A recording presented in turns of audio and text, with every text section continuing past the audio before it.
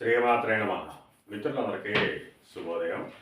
ఈరోజు శ్రీ క్రోధనామ సంవత్సర చైత్ర బహుళ ఏకాదశి శనివారం. ఈరోజు పూర్వభద్ర నక్షత్రం.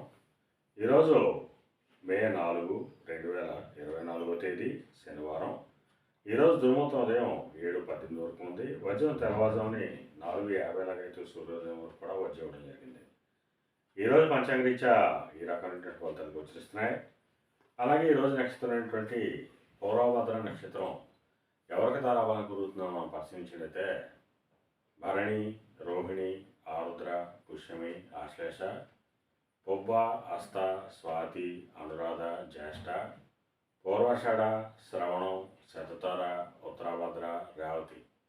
ఈ నక్షత్రంలో జన్మించినటువంటి మన మిత్రులందరికీ కూడా ఈరోజు నక్షత్రం అయినటువంటి పూర్వభద్ర అనుకూలంగా ఉంటుంది. అందువల్ల ఇప్పుడు చెప్పుకున్నటువంటి నక్షత్ర జాతకులందరికీ ఈరోజు శుభకరంగా ఉండే అవకాశం ఉంది.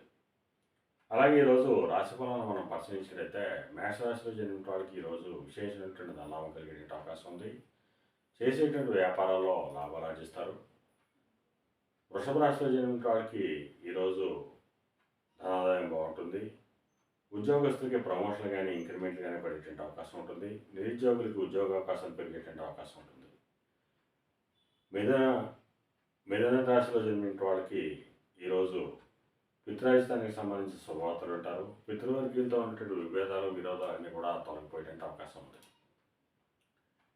కర్కాటక రాశిలో జన్మించిన వాళ్ళకి అతి సామాన్యంగా ఉంటుంది. ఆరోగ్య భంగం కలుగుతుంది, ధనవ్యయం కలుగుతుంది, కార్యాటంకాలు ఏర్పడతాయి. సింహరాశిలో జన్మించిన వాళ్ళకి ఈరోజు ధనాదాయం బాగుంటుంది. సంఘంలో గౌరవ మర్యాదలు, పేరు ప్రతిష్టలు పెరిగేటువంటి అవకాశం ఉంటుంది. స్త్రీ మూలక ధనలాభం కలుగుతుంది.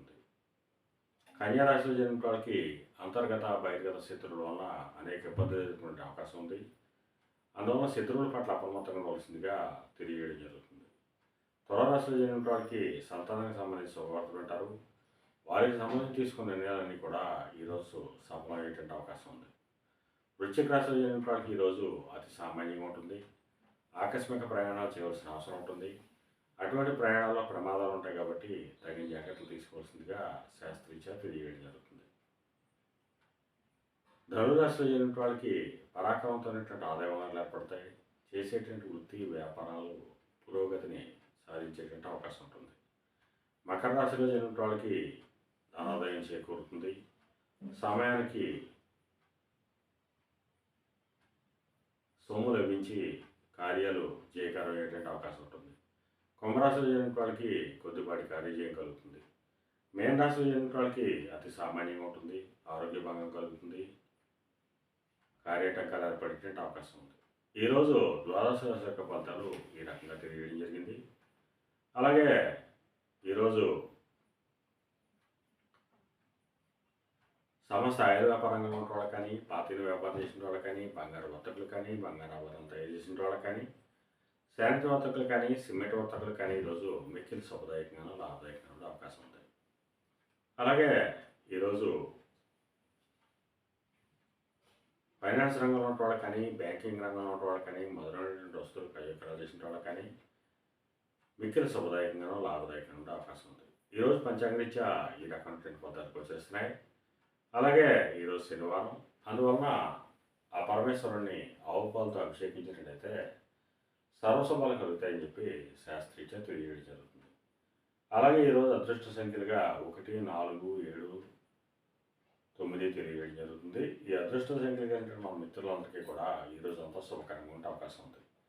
అలాగే ఈరోజు లేత ఆకుపచ్చ వస్త్రాలు కానీ లేదా ధవళ వస్త్రాలు కానీ ధరించినట్లయితే సర్వశుభాలు కలుగుతాయని చెప్పి శాస్త్రీయ తెలియజేయడం జరుగుతుంది.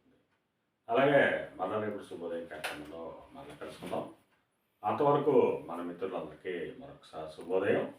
ఇట్లో మీ పెద్దబాబు సిద్ధాంతి గొల్లల మామిడాడ.